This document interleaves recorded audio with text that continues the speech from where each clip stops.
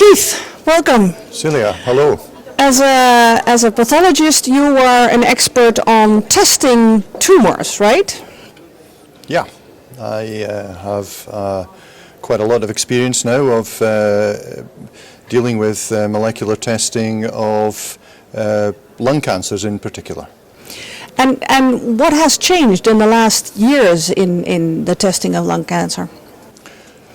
Well, the diagnosis of lung cancer has become much more complex and detailed in the last 5 to 7 years. Formerly, the diagnosis was largely a histopathological diagnosis. And that means? Really how the tumour looks down the microscope, yeah. and then we classify it according to what we see. Yeah. And this information was of some value, but of probably, if I were to be honest, limited value in terms of determining how the patient should be treated.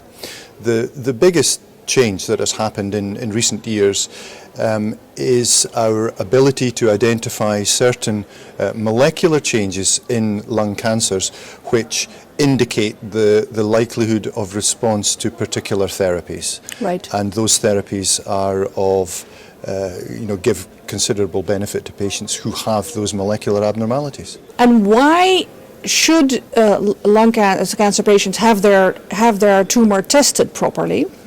Well, for the reason that if the lung cancer patient has one of these molecular abnormalities that we can target with a specific drug, then we know from many studies now that the clinical outcome for that particular patient is much better if they receive the targeted therapy as opposed to if they receive what one might regard as traditional chemotherapy. Right. So the benefit is there for the patient, but they have to be tested in order to identify the abnormality, because you have to demonstrate the abnormality in order for the drug to be prescribed to the patient. Right.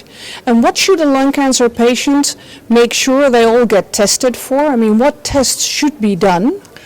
Well, to some extent it depends where the lung cancer patient lives and the health system that the patient is involved with. But for the vast majority of patients, there are rather frustratingly still only two what we might call routine molecular abnormalities that we should test for. The first is a little bit more common, and that is EGFR mutation.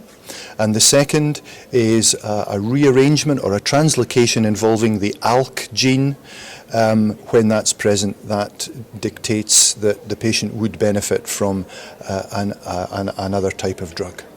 You're saying frustratingly only these two, yeah. But what do you think the optimal testing would be for a lung cancer patient? I still think that it is largely the testing surrounds those two markers. Yeah. The frustration that I describe centres upon the fact that we know that there are several other molecular abnormalities for which there appear to be therapies that we can give. Yeah. But many of these markers are so new or relatively newly discovered or understood, or the drugs have only just become available. Yeah. We don't yet have the trials, the evidence demonstrating efficacy to the satisfaction of the regulatory authorities so that we can have all these drugs approved. Yeah, and if as a patient you were really avid in getting your tumor properly tested, how would you go about that? Well, I think the key thing is to ask your physician about the possibility of testing. Do I have the type of lung cancer that has a chance of having one of these abnormalities? And if so, make sure that the possibility of testing is pursued vigorously. Yeah. It does, of course, require that a sufficient amount of tumour material is available from the diagnostic process, Yeah. So that the testing can be completed. And that means that enough tissue would have to be gotten out of a bronchoscopy or an operation, or Absolutely. Yeah. And whilst one can understand patients' reluctance and often true discomfort around having the samples taken, Yeah. The necessity of the samples is really been increased so much by the possibility of carrying out these molecular tests. So Yeah. the tissue is very important to allow us, to make the appropriate diagnosis, and then to allow us to go on and do the molecular tests. But we need Yeah. the material to work with. Sometimes we do recommend to patients, especially if we believe from what we understand of the patient's situation and their disease, that there is a higher probability of one of these what we call targetable molecular abnormalities.